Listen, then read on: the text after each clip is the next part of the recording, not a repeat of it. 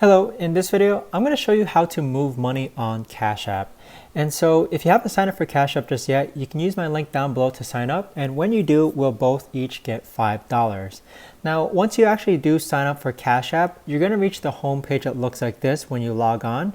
In order to move money on Cash App, there's multiple options that you can do this with. You could actually go ahead and click on Add Money and then enter the amount. If you want to enter a customized amount, just click on these three dots and then enter the amount and then click on continue.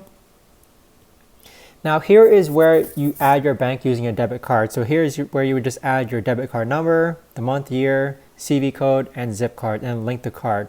So once you actually link a bank debit card to your Cash App account, you can then move money onto your Cash App account. Now as far as actually sending money or withdrawing money, you can click on the withdraw option once you have a Cash App balance.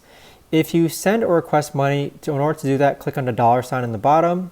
And then here is where you can actually request money from individuals who you know who have Cash App, or you could actually pay money to people as well.